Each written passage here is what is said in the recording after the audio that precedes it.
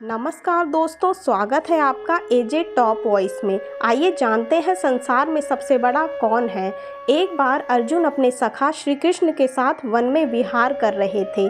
अचानक ही अर्जुन के मन में एक प्रश्न आया और उसने जिज्ञासा के साथ श्री कृष्ण की तरफ देखा। श्री कृष्ण ने मुस्कुराते हुए कहा, हे पार्थ, क्या पूछना चाहते हो, पूछो। अर्जुन ने पूछा, हे माधव, पूरे ब्रह्मांड में सबसे बड़ा कौन है। श्री कृष्ण ने कहा, हे पार्थ, सबसे बड़ी तो धरती ही दिखती है, पर इसे समुद्र ने घेर रखा है, मतलब यह बड़ी नहीं है। समुद्र को भी बड़ा नहीं कहा जा सकता, इसे अगस्त्य ऋषि ने पी लिया था। इसका मतलब अगस्त्य ऋषि बड़े हैं, पर वे भी आकाश के एक कोने में चमक रहे हैं। इसका मतलब आकाश बड़ा है, पर इस आकाश को भी मेरे वामन अवतार ने अपने एक पग में नाप लिया था।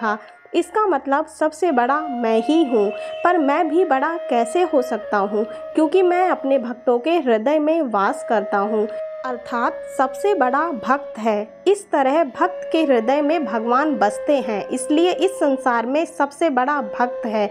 आइए जानते हैं इस कहानी से हमें क्या सीखने को मिला। अपनी इस कहानी में मैं यही कहना चाहती हूँ कि ईश्वर कभी खुद को बड़ा नहीं कहता। ईश्वर भक्त के मन में वास करता है, उसे ढूंढने में यहाँ वहाँ भटकना व्यर्थ है। ईश्वर की चाह में मनुष्य को उसका स्थान देना गलत है। भगवा चौले के भीतर भगवान के दर्शन की इच्छा गलत है। ईश्वर सभी के भीतर है। अपने कर्मों का सद्मार्ग पर ले जाना ही ईश्वर की भक्ति है। उसकी चाह में खुद को धोखा देना ईश्वर को धोखा देने के बराबर है।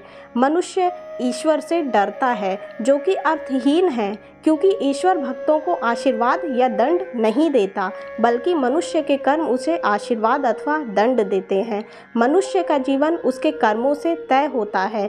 ईश्वर मनुष्य का मार्ग नहीं बनाता। मनुष्य को अच्छे बुरे का विचार खुद करना होता है, और अगर प्रत्येक मनुष्य परहित का विचार करे तो वह कभी गलत नहीं होता। आज के समय में मनुष्य भेड़चाल का हिस्सा होते जा रहा है। किसी भी व्यक्ति को संत का चोला पहने देख उसके अंधे भक्त बन जाते हैं। अपने कर्मों का विचार किए बिना उस पाखंडी की बनाई राह को अपना जीवन बना लेते हैं। इस तरह हमारे देश में आए दिन आसाराम और रामपाल जैसे देशद्रोही सामने आ रहे हैं। इस तरह के सच के सामने आने से कई लाखों लोगों का जीवन आधारहीन हो जाता है और अविश्वास उनके जीवन पर छा जाता है। देश के लिए सभी को जागने की ज़रूरत है। ईश्वर के रूप को सही तरह से समझने की ज़रूरत है। यह कहानी आपको कैसी लगी, आप हमें कमेंट बॉक्स में लिख सकते हैं। आपके लिखे कमेंट हमें आगे बढ़ने में सहयोग करते हैं। अन्य हिंदी कहानियाँ एवं प्रेरणादायक प्रसंग के लिए चैनल से जुड़ना बिल्कुल मत भूलिए। धन्यवाद।